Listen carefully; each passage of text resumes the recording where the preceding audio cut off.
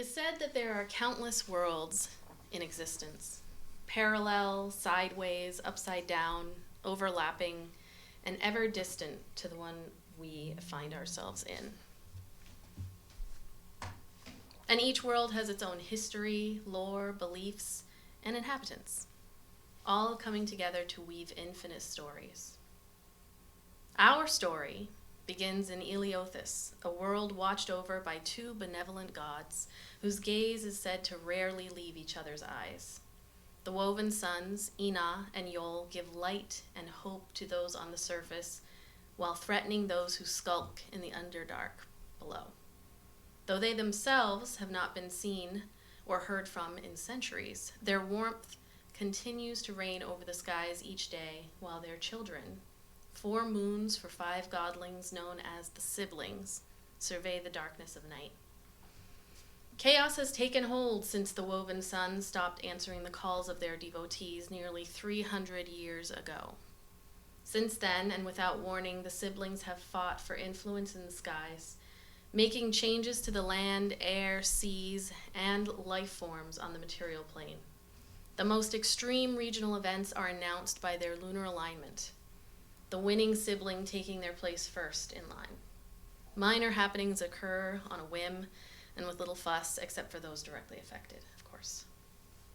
Our particular tale begins in the year 1419, upon the new year, in fact, on the small isle of Yimari, part of a trio of islands hailing under the banner of the Callian Empire on the western continent of Modras, and thus protected by its military unit, the Valiant. Yimari Island has been dubbed a safe haven and a stopover for trade, tourism, and relaxation for those traveling to and from the kingdom of Eporia on the eastern continent of Tania. An amalgam of cultures, one could expect to find all manner of goods from either side of the green tides, and plenty of interesting trinkets and oddities as well. On the northwest of the island, Mount Yimari reaches up towards the woven suns, its very peak white with snow, despite the tropical climate below.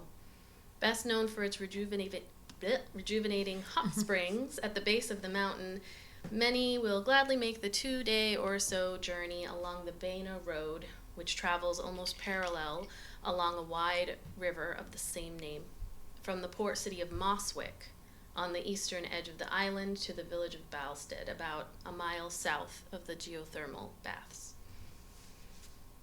And it is on Baina Road that we join a small caravan making that exact trek, flanked by 2 soldiers of the Valiant. A pair of horse-drawn carriages keep a steady but comfortable pace along the dirt road heading westward.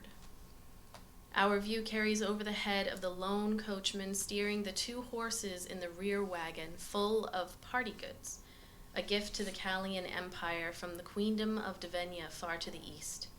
The carriage at the front rocks slightly as its inhabitants talk excitedly amongst themselves, stragglers from Moswick, procrastinators, late arrivals, festival helpers, and last-minute performers making their way to Balsted ahead of the yearly Joy Festival, a celebration needing little explanation beyond its name. And here we meet, and we can start with on this side. You're there. Me? Yeah, you're Within the second carriage, Amanda, who are you playing? I am playing Iolite. I'm an Earth Genasi, about 5'2". I'm pretty sturdy. Skin the color of like sandstone and texture of like a sandstone. Wearing kind of a mix of blues and teals, and a leather pauldron up over my left shoulder. I have long, dark hair with, it's black with like a purple and blue streak, and kind of a shimmeriness to it, given like that I'm kind of made of stone. There's like a crystalline kind of nature to my hair. And yeah. Can you say the name again? I'm sorry. Iolite. Iolite? And then next to Iolite. I will be playing Ayla Myrea. She is a tiefling. She is a bard, a dancer. She is very striking. She has a preternatural beauty and aura about her. She stands with elegance and grace. She's about 5'5", in her early 30s, weighs 130 pounds. She's kind of got an hourglass figure, small bust, but very curvy and voluptuous.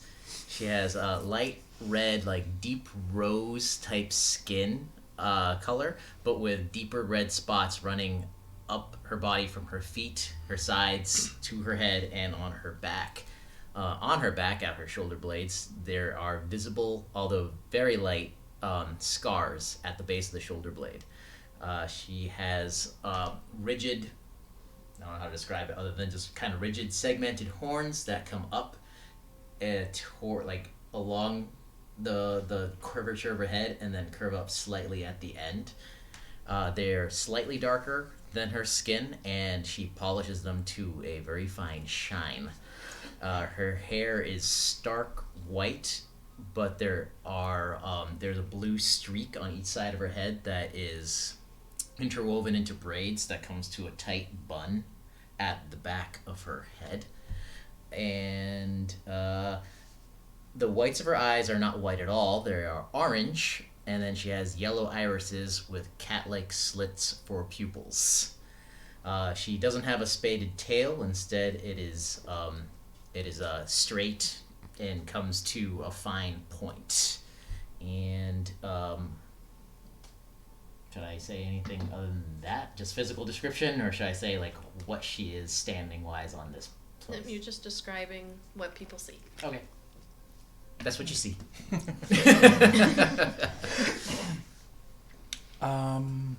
My character is Eldon.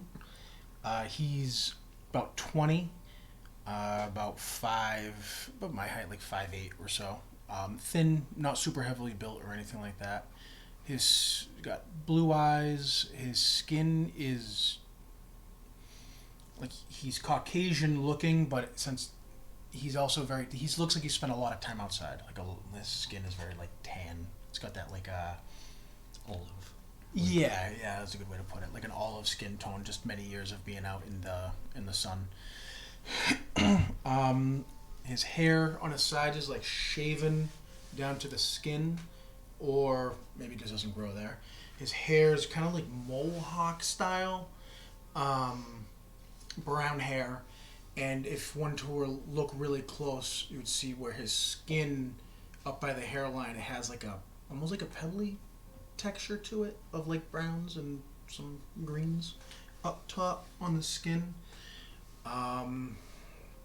He'd be like, he doesn't have a whole bunch of scars or anything like that. He's got some fairly clean skin, I suppose you would say. He'd be wearing a mixture of greens and brown with like green piping along the edges of his clothing, the sleeves and like the collar and whatnot, and a cloak that runs down one side of his back and comes up and over his neck, and you can pull that over like a hood when he wants. He'd also have this big, doesn't almost look like a bow. Those who know weaponry would recognize it as a bow. It's huge. It's like as tall as him, and it's this great bow. It looks. He uses it like a walking stick most of the time. It's very old but sturdy and I'll say like dusty looking. Like it's just really, really old. This thing's got a history. And he would just be sitting on the back of that being really quiet, listen to everybody talk. I'll be playing Kai. He is a early 20s human, very pale, pasty skin. He has not spent as much time out in the sun. He has like raven black hair. It's short by his ears, but longer as it gets towards the top. He's about 5'11", athletic build, not bulky, but pretty thin, almost like you would maybe like a dancer like David Bowie. He's not very built. He has a long black leather coat. It's very beat up and old. It's if you look at it, you can tell it's probably older than him. And the rest of his clothes are also black, as well as he has a very nice dark doublet, no collar, just like a straight collar across. And you'd notice he has deep purple eyes. Okay, all right. All right, so I am Kethra. She's a human. She's about 5'4", black hair with purple going through it. Had to have some fun with that. She's wearing a long black dress with, like, boots. She's extremely fair. I just gotta go with that again. Like, yeah, we're gonna look, yeah, it's creepy. And that's really all I have for her, because it's really everything's kind of just weird about her. Sorry. That's all I have. It's kind of weird. You'll find out later on. She's weird. Pale and she's weird. She's pale and weird. All I'm right. like, yeah, she's just strange. Sorry. Does she have her companion with her at this time? She does. I have a familiar named Nyx, which is a black long-haired cat with emerald green eyes. It's the first name, Stevie. No, their full name is Onyx. I wanted to go with that, but I couldn't because that's my actual cat's name. I can't. Is she pretty young? Or She's about like 22, 23. She's not Well, not, totally like, sure on her young. age. know. we're all in our Am early. I I'm 21. the oldest one? You're Yes. the My old- character's you're the oldest the one. oldest one. We're You're all the- like Apparently I have a early thing 20s. for old characters. Not that she's like Not that that's 200, old. She's like almost 30. 300 years old. Like, yeah, like like our last age. time. But yeah. All It's right. gonna be like Real World or Road Rules. Probably. Where it's just all a bunch of hot 20-somethings on a wagon. Well, everybody described their clothes, and I didn't, so I'm just gonna go back and do that because I didn't. You're think too to busy do it. describing I was- the figure. I was. I- It's an important part of the character. Just the way you described it, I figured she was naked. I still think you're naked. She's nude. Still She doing is it. absolutely nude, Very sitting vol- on this wagon. Very voluptuous. I'm setting the tone. Anyway, I have it right here, anyways. Hold on. Are you skipping by all the stuff that you wrote about her titties? Yeah, no, that's a different. That's a different. That's a Skipping different that whole chapter. paragraph. Scroll. That's a completely different chapter. Oh yes, okay, here we go. Hold on, let me flip. She adorns herself with elegant jewelry. She wears loose-fitting, revealing yet elegant, fancy. You can tell this is fucking expensive clothes. All right. So we also meet other travelers. A noble-born lizard folk father that you know, as you've been traveling for about a day or so with this group, as Cask Euthras is their name, and his two daughters, Cass. So Cask with a Q. Q-A-S-K is the... Totally spelled that with a K. Nope. I know. Fantasy names. You're never going to get it. How was it? Q-U? Q-A-S-K. I forgot my pen. So we're I think I just wrote Cass A noble-born... Cask uterus. A noble-born lizard folk father named Cask. Q... I have it in front of me and I can't spell it. Q-A-S-K. And his two daughters, Cass, K-A-S-S, and Aroka, A-R-O-C-A. A young-looking gnome with a pair of boxing gloves in their lap. And I'm gonna say this name, don't even try, just write Win. It's Win Kara Wickloop. You would have Whoa. known that from your time. You said he was a gnome? Yeah. And a half-orc, half-drow with a backpack resting at their feet, named Yimari Ciel. I-A-I. I was still writing. E-R-I-E. I would just put Win, W-Y-N, for the gnome, That's a gnome boxer. and Yimari, I-A-I-E-R-I-E. Just a whole bunch of vowels and an R in And there. they are. God, A why half- am I writing notes? I already half-orc, can't read this. Half-drow. Half orc, half drow. Yes. Okay. Today is the first of Glee. So this The- is a variation of a dork. The month known as the welcome for the new year. And each year at its start, Yimari comes alive with happiness and gratitude for the opportunity to celebrate yet another joy festival. Your party left the city of Mosswick early yesterday, traveling a bit past the halfway point on the 30-mile journey on the first day, and stopping at the Whispering Agora, a kind of semi-permanent trading post and stopover where the Whispering River splits off from the Baina River. You're now only a couple of hours away from your destination when the carriage stops and pulls off to the side for what will hopefully be the last pit stop before you reach Balsted. Whispering, what was it? Whispering Agora, Agora. And that's just like the location we're at, or is that like a Nope, you're past that. You're only a couple of, I'm such a bad note couple taker. of hours I can't away write fast enough. from Balsted. Okay. The Whispering Agora is kind of like where you stopped over and then took off from. Oh, so we're not there now. You're not there now. Oh. No, you're on the road. You just kind of Okay, pulled sorry. over. So the carriage, both of the carriages pull over, and you've done this a couple of times. It's been a leisurely journey from Mosswick to your destination. You left with, although this is the last carriage full of goods and last people who are heading to the Joy Festival, you left with plenty of time to make it a 2-day long journey. Someone could theoretically travel from Mosswick to Balsted in a day if they wanted to, but typically it's about a 2-day journey. So this is the last stop to stretch your legs. You see Cask, the noble lizard folk father. He ushers his 2 small children. Very interesting, I would say, for everyone except for Eldon. These children are clearly lizard folk, but then something else. Like, they have very dragonborn-like features to them.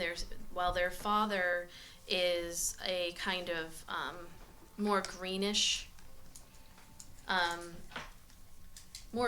color, the children have this green, but then the stronger features of a dragonborn with red. So there's green and red. They're 2 little girls. They're wearing these very Sunday best kind of outfits, and have been since they left the city. They are probably 7-ish from a human perspective, 7 and 9, or around there. It's hard to tell, 6 and 8, something like that. And have been very interested in Nyx, and if allowed, have either been petting or have been trying to sneak petting the cat. Don't let them eat the cat. Don't let them eat the cat. You do notice that Cask, he's kind of lanky. He's got these black scales with green tinge, very yellow eyes. You see that he has this nose ring, but it looks less of one of those hardcore he's a fighter or something. This is a nobleman. He wears very expensive looking clothing, and you can see that there's this metal disc that's affixed to the top of his head.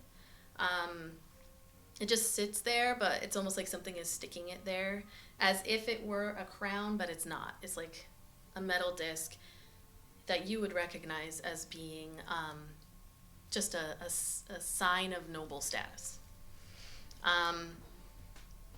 You also notice that he is missing his left arm, and his clothing is tailored, not the type of clothing, where you see where it's kind of pinned up, where it's clothes that somebody puts, pins it up because it's not special made. His clothing is specially made. There is no space for an arm. He does not have an arm, and therefore it's not built to have it. But he ushers his children off of the carriage. You see the 2 valiant soldiers just come around, just you check in with everyone, make sure that you're all okay, and then kind of sit off to the side as you're just taking a little breather. Looking around, you are along the side of a jungle road. Like, you can see to either side flanking the road, lush, thick jungle. You know that this is a safe place. You've been told that. You are very much aware of that, the two of you, having been from here. But at the same time, it's a jungle. Like, there's no predatory animals on Yimari Island, but it does not necessarily mean that there's nothing to be afraid of out there. It can be dangerous. So as you're sitting there, you're gonna all take your turns getting off of the carriage. You see the gnome hops off and stretches, and the half drow, half orc stands and then just kind of like gestures that you can get off in front of them. And you are taking a break, so. Eldon will hop off the side. Instead of like taking a step or anything, he's just gonna whoop. Okay. Is it a carriage or like an open wagon? It's like an open wagon type thing on either side. Ayla will go down the steps. Okay. Just do a stretch. Come, Iolite. Ayla pulls a cloak out of her bag. It's like really tattered on the bottom. She puts it on. It's clearly way too big. It's like really long. It's dragging on the ground. And it's all tattered along the bottom. And she kind of like awkwardly fumbles her way after Ayla. I've told you before that the cloak is going to be far too hot while you are here. I mean, I know. I think there's something about it. Just makes me feel a little more comfortable being out and about. I completely understand. Be wary of those humans. So the orc was driving? No. Who was driving the She carriage? is, who was driving the carriage? The other carriage was being driven by a dwarf. Did they already tell us how long we were taking a break for? Or? Yeah, so one of the Valiant comes by, and it's this female human. You know her name to be Amaret. She comes over and tells you all that it's going to be about 2 hours. About 2 hours that you'll be. Is there any shade nearby? Oh yeah, along the edges you can go kind of sit over the canopy, hangs over the side of the road a little bit. Kai's gonna find some shade to go stretch his legs and sit up by a tree. What about Kethra? Catherine's gonna just put Nick's back in the bag Okay. and gonna go take him for a walk in the woods Okay. and just take a little break with Nick's. Just shove your cat in a backpack. Yep. Okay. Crawls right in the backpack. Where she wants to go. Doesn't make you like take Oh, a yeah. tail, just like you're get in. sheathing a sword. Just get in. Whipping the cat. Pulls a Michelangelo like. Get in. It's a familiar, so technically. Right, yeah. Do anything you Exactly. want. Good. Yeah. If you accidentally bash it on a tree, it's gonna come back. As you head over towards the edges of the jungle, the other soldier, you know their name is Dan Perler. It is a male human. Average height, kind of like dark tan skin, these like deep yellow eyes, half human, like half elf. They kind of call out to you and just like, stay along the edge where we can see, please. Absolutely. Absolutely. Are there any fruit trees Um, like that I would be familiar with, like it's safe to eat? yeah, so looking along the edge, you can see that there's like mango, often just a little bit off into the jungle, just a little, so it can get enough sun. You can see mango trees. I would that you can just grab pull one off. for me and her. Okay. Each one of these. They are delectable. Thank you. When you do that, you see Cass, one of the little girls, comes over and is like, "Can I have one?" Of course. Nice. Here you go there. And the child. moment you hand to her, the other one runs over Aroka and she's like, "Can I have one too?" Another little child, of course. And then they both look over, and you see their dad, who's just kind of like sitting back against the carriage, just like nods. It's fine. And then I was they not asking for permission. thank you. But... Well, they were looking at him.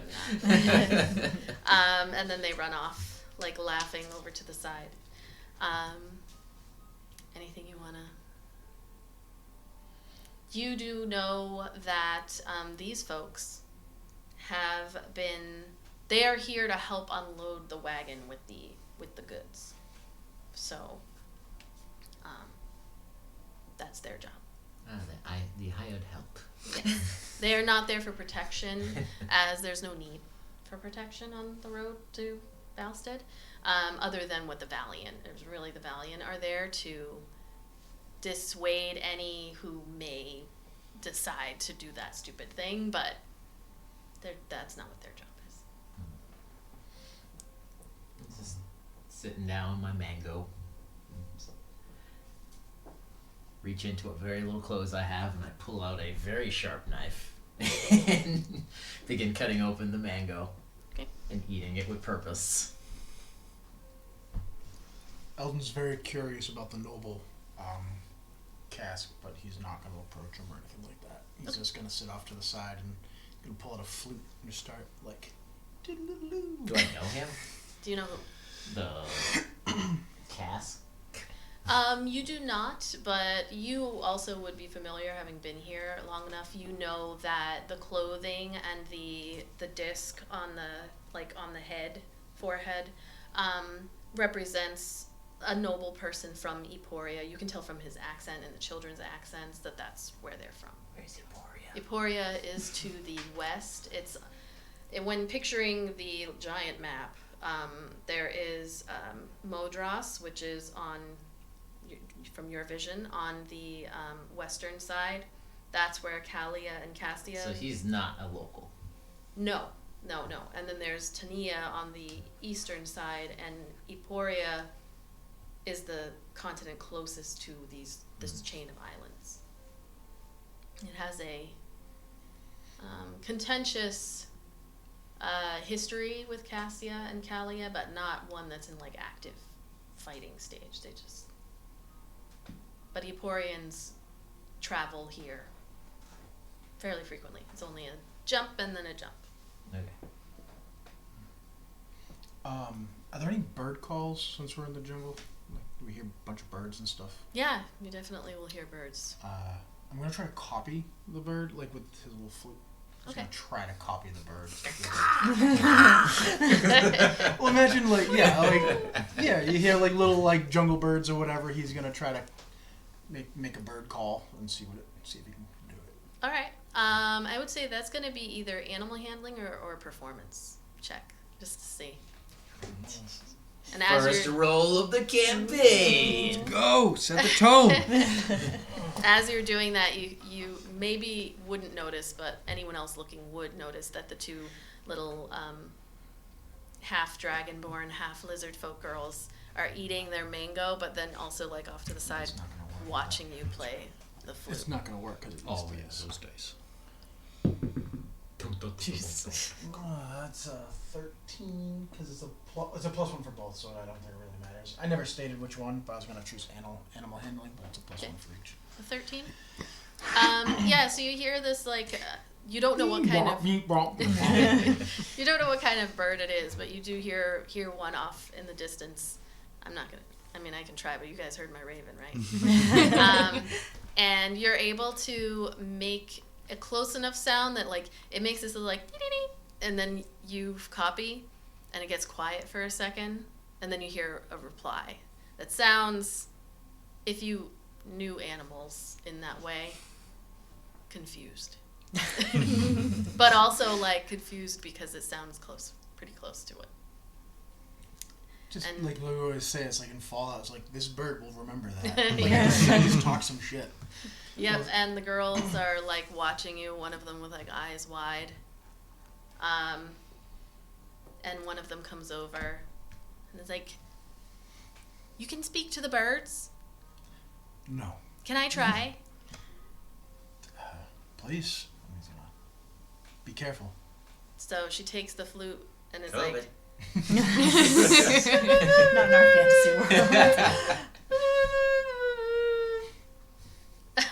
It's like a kazoo.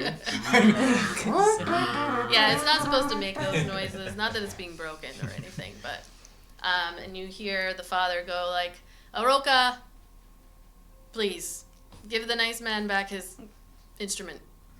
And she goes, "Aw," and then hands it back over, and it's sticky because of the mango that she had.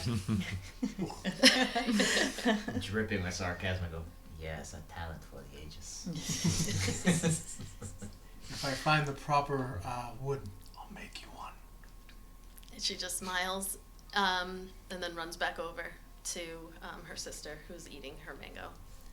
And we all know how kids eat mangoes. Yeah. I just imagine, like, I just became the person who gets, like, their niece or nephew the music toy that makes a bunch of music that annoys the shit out of the parents. Yeah. But when you're the parent, you're watching them. You're the one that gets that lawnmower toy. But I'm like my aunt gave Max a pretend drum kit, and as she was opening it, I was staring daggers at her. I was like, "Why did you fucking do that?" That's gonna be me. Those toys stay at the houses that they were given. Yes, that's the rule. He's gonna keep trying to do that. By the way, like he's gonna just try to continuously every time he hears a bird call, just so you know, that's what he's gonna be doing. He's gonna be like trilling away on the little flute. Okay. Anyone else doing anything special? Iolite's kept her vision kind of like trained on the ground, kind of looking around. Would I see any like small rocks, or rocks, I guess, of any size? Oh yeah, for sure. She's gonna want to collect a few. Okay. Any particular, like, what is she looking for? Anything special, like special shape or? She likes smooth ones and ones that are about like palm of the hand size. Okay. Ish. All right. Yeah, definitely. You would be able to find however many of those. They're not going to be smooth like from the ocean. Right. But yeah. She's going to be kind of collecting a few, and then she sits crisscross applesauce on the ground and is kind of like looking at them really closely, and then she takes a little satchel out, a little pouch, and pulls out some other rocks that she's already gotten there, and is kind of like holding them next to each other, seeing if they look similar, and sort of like stacking them, and really kind of like in her own head with these rocks, like. Okay. Ayla is watching out over her. Okay. What's Kethra doing? She's just hanging out. She's just foraging around the woods, looking for possible things to use for spells and stuff. I'm just staying close to the edge because I don't want to get yelled at. So. All right. And what about Kai? Kai's trying to avoid everyone. Okay. What? Well done. Everyone. Good job. That was the easiest. You all do notice that, like the driver of the carriage with the goods, jumps down and shuffles over to the back of that carriage. And the carriage that you were in isn't open, but it could have a very quick like tent thing popped over it. I mean, Yimari does have like a sprinkling that happens pretty much every day. It rains a little bit. Some days it's a big torrential downpour, but most days there's just a little like 10-minute. Everything gets a little bit of drink for the day. So it's nothing crazy. But is it super hot? Like I'm imagining like Florida. It's like 80s. It's like muggy and stuff like that. You are in a I thought tropical. you based it off of Hawaii. I did not. Oh, okay. I based it off of Barbados, and it is 80s. Okay. It's unpleasant. It's not unpleasant. It's Is it not humid? unpleasant. Not so much. There's a good breeze. But no, it's like 80 or 81, 82. It's hot. But you also have the canopy that you can, escape under. You see the gnome, Winkara. They are this like young-looking gnome, non-binary. This like lean and wiry body that's perfectly toned from years of training. You can tell they've got this wavy brown hair with like this shock of coral color that's in the back. And it's shaved at the sides. Their face is freckled. Their eyes are this like fur green. You can see them over on the side. They've got their boxing gloves, and they're just kind of like. Are they the cutest little boxing gloves? They are pretty cute. Are they like little tiny mittens? They're pretty cute. They are also staying kind of far away from you all, and you notice they've been a little bit quiet, in general, just going towards the festival. Meanwhile, you see the two guards are just kind of chatting with each other at the front of the caravan, and you have some time to just relax before things get moving again.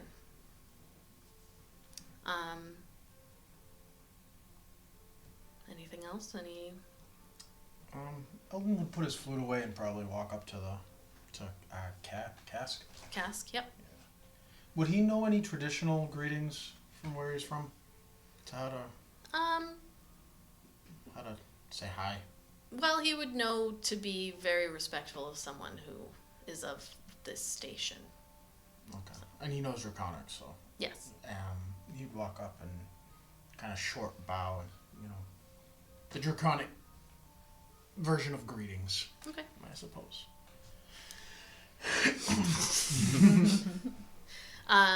Just kind of nods and looks at you. You're from Emporia as well. Indeed. On your way, is your first time at the Joy Festival? That is. I've heard many interesting and fun things. Yes, it is lovely. How many times have you been? Oh, we come every year. My wife is, she's an ambassador, so we'll be meeting her. She's already there. Oh, interesting. Yes. Interesting. What do you do in Emporia that brings you here? I'm more on a journey of self-discovery, I suppose. My parents were stone merchants. Stone merchants. And you? From Stone Yard. I feel as I have heard of it. Maybe, perhaps. It's not the biggest city out there. No offense, but stone merchants, and you were able to afford to come out to the Joy Festival.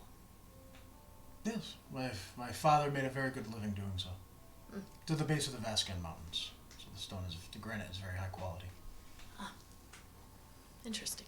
Well, I'm sure you'll enjoy yourself. I just wanted to come over and say hello from an Emporian. I appreciate it. Enjoy the rest of your day. You as well. Just You as gonna well. very awkwardly back away. He's not super social. Ayla goes up to the guards that I'm assuming she's kind of familiar with. Yes. What can you tell me about this one that looks of nobility over there?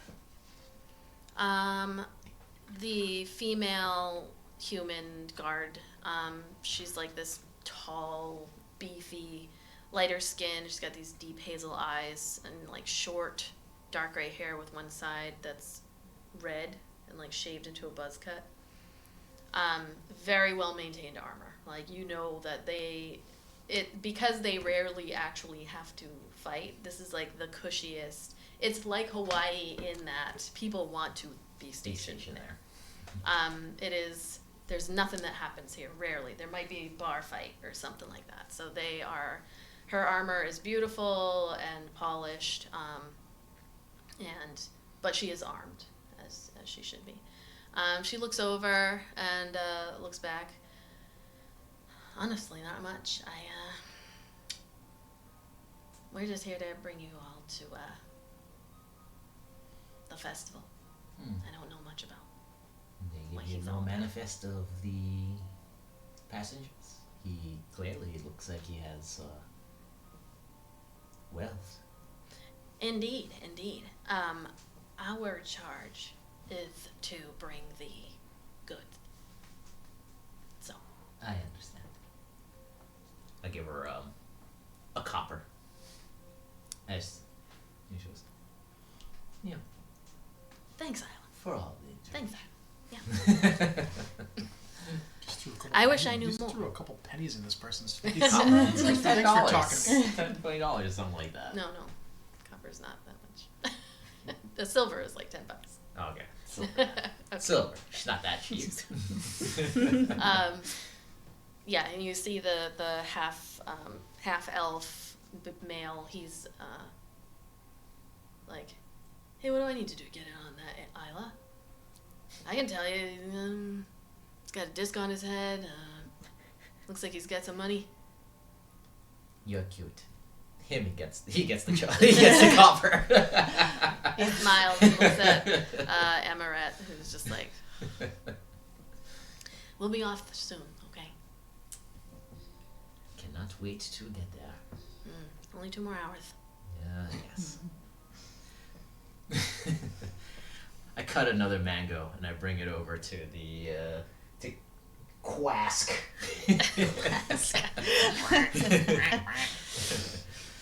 Just elegantly, just go present the mango. I figure if it's good enough for your children, it must be good enough for you. Greetings, welcome to our beautiful island. Thank you. Maybe I'll save it for them. But what is this? Oh, it is called a mango. Well, I know. No, it's a mango. I didn't know if there was anything special about it or. Oh no, it is at the peak of ripeness right now. I would Perfect. not wait more than a day or two before you, or else you lose this flavor. Well, thank you. I'm not much of a fruit person, but the children will enjoy. And they certainly will. My name is Ayla Myrea, and I am from here. Yes, I've seen you perform. Oh, how you have? Yes. I We hope come it was every year. acceptable. Of course, yes, beautiful. I come every year to the Joy Festival with my wife. She's the one with all of the money, but I get to enjoy a lot of it. You may know her, Nadola Carl. Do I know her? Euthros is the name, from Emporia.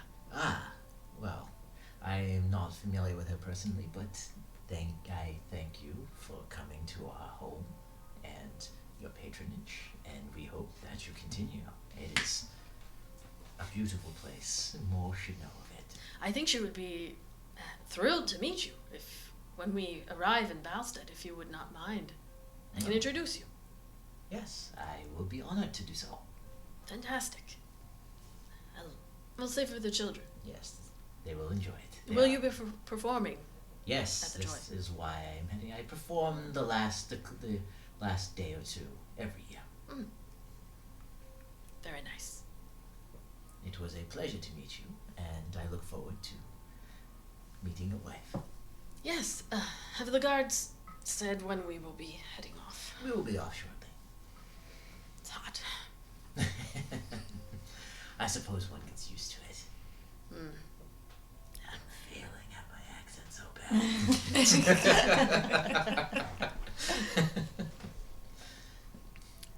Anyone else want to do anything? Julie's like, I don't know. I You're thought fine. you just killed monsters. So, as you know, you all are doing your side things. I mean, you see every once in a while the half drow, half orc just kind of looks over, little wave. They Kai doesn't wave back. only the one time. Then they just kind of wave, and then when you don't wave back, they're like. And then they go and kind of strike up a conversation with the gnome. After about 15 minutes or so, you begin to see and hear a little bit of like commotion up near the front of the caravan. And looking over, you can see Cask is speaking loudly to one of the soldiers. And he's like waving his arm around and looking, and then you hear him say like, well, where is she? Where is she? Where did she go? You have to go out and you have to go find her. And you see Amaret and Dan Perler are standing there like trying to calm him down, and you can hear her say, that's not safe. We're not going to do that. We're all going to wait here. I'm sorry, sir, but that's not our charge is for the goods. We cannot leave and go into the jungle. I suggest that we head on our way. And he says, no, that's not going to work for me. You should go out and go find her. Go find her now. And Dan, the half elf, half human guard, says, I'm sorry, we cannot do that. What we can do is head on our way immediately and then come back. And Casca says, no, you told me it's 2 hours away. That'll be 4 hours before someone can come back. Maybe 3 at the earliest. We cannot do that. You need to go out there now. No one's going to steal these goods, and these goods are not more important than my daughter. And that's going on. We all would have heard that. Oh yeah, everyone can see. Eldon would approach. Okay. To listen more if there's any okay. more. Yeah, no. He'd kind of scoping, Yeah. listening. You know what I mean? Okay. You continue to hear the soldier saying like, what we can do is head off and then come back as soon as we can. I do not recommend that you stay here. It will become dark, but we cannot just head out into the jungle. It is not safe. We can go quickly and come back with more folks who are waiting at the festival. There will be more soldiers that we can bring back, and then we can be more intentional and smart about finding your daughter. Now we'll walk up. Okay. Where was she last seen? Cask looks at you. Aroka says that she was right over there, and you look, well, he's pointing over there, and he points over, and you can see Aroka is standing at the edge of the road looking off into the jungle, and she's just like got tears that are coming down her face, and she's just standing there with like the crushed up piece of mango in her hand, and she's looking back at her father and then out into the jungle. She's, maybe 15, 20 feet back, but on the edge. Okay. I'll walk over to, was her name Aroka, you said? Aroka, yeah, the little one. He said, he'll kneel down, like, face to face. And he'll say in Draconic. I'm assuming she understands Draconic, even though she's a child. Say, did you see exactly which way she went? She went in. She followed the fairy lights, and she just went in. Alright, and then he'll look over at the guard. Fairy lights? The guard just shakes his head. I did not see any fairy lights. They're children. Who knows what? Could have been a butterfly. Can we all hear? Oh yeah, you're this? all. Okay. Yeah. Oh, we didn't hear the that he was saying to the child. Well, yeah, but we're like in your shop. Like, it sounds like a boar, like a pig. So if I don't understand Draconic, I wouldn't have heard about the fairy lights. Until he turned. I would have Yeah, I would have just said said that. it. Okay. Yeah. Gotcha. That's when my attention peaks up a little bit. Yeah. Iolite's gonna kind of like look over at Ayla and like tug on her sleeve and be like, "Fairy lights. Do you have any idea what that is?" Could be any number of things out here.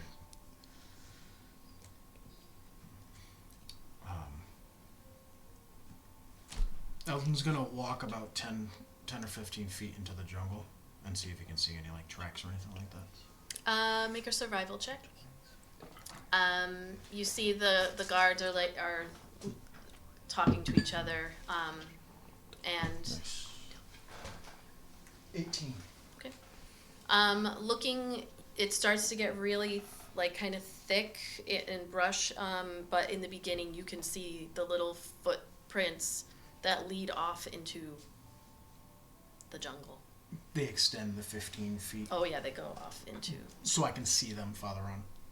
Like, if I walk 15 feet and I see the trail goes 15 feet, if I continue to look... You can't see at that point because now it all becomes like overgrown. But you can tell that she went in. Okay. He'd call it back that he sees a trail. Okay. Dan, the guard, just looks and says, again, we can go and we can come back. It's going to be several hours, and Cass says, it's unacceptable. Unacceptable. You need to go now.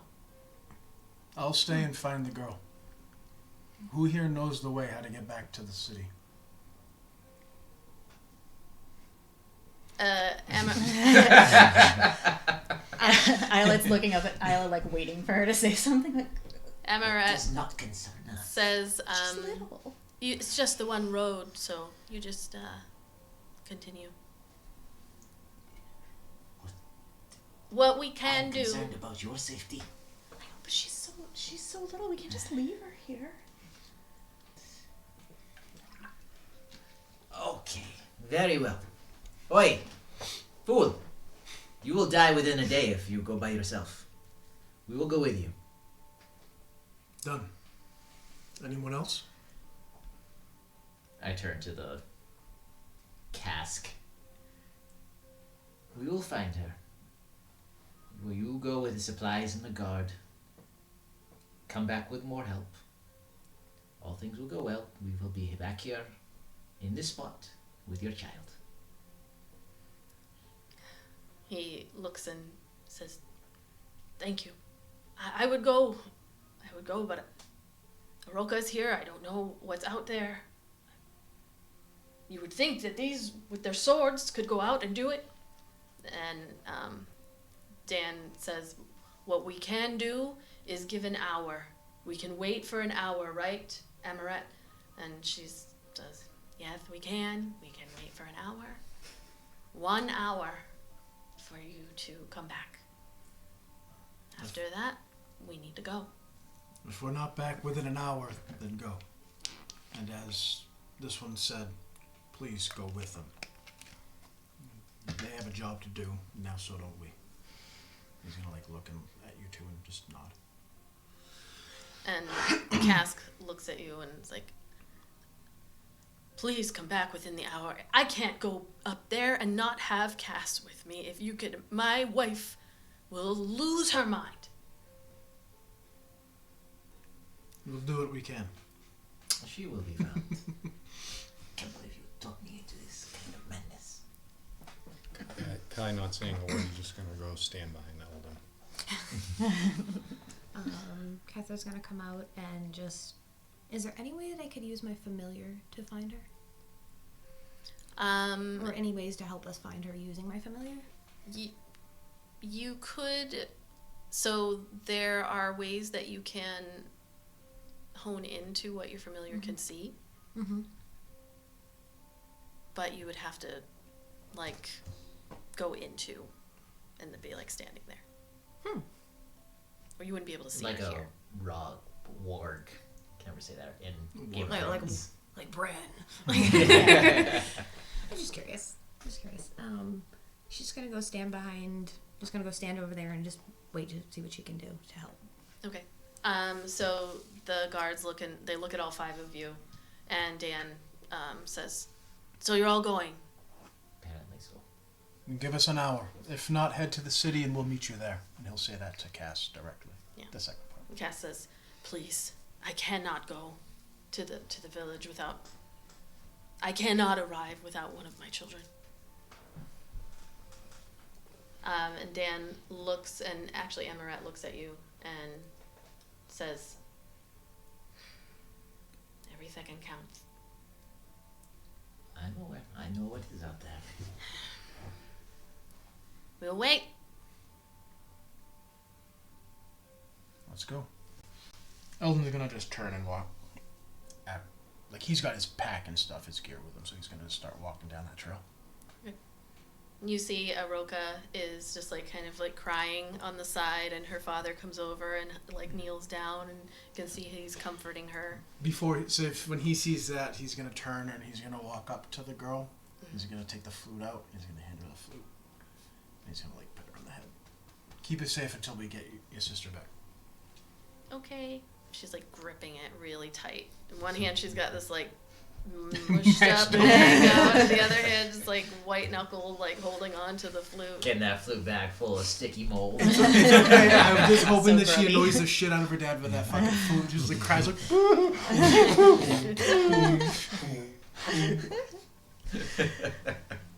And then he'll start walking down the trail. Okay.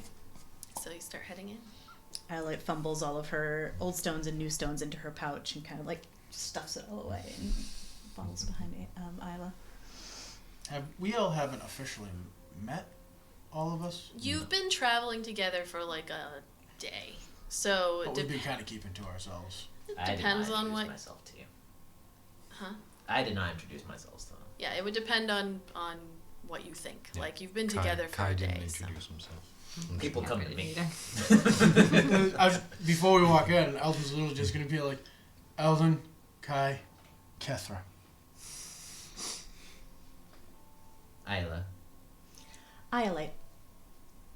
It's nice to meet you all. Hmm. Let's go find a little girl. And you have tracking skills, yes? Some, but apparently more than they're willing to do. They are not trained for anything other than looking shiny and being fat and happy. It's good to know. All right. Do So not touch the monkeys Wasn't planning on it. and beware of the plants. Will do. all right. Beware the plants and beware the monkeys. Saying that to the two people he's been traveling with. And you're like,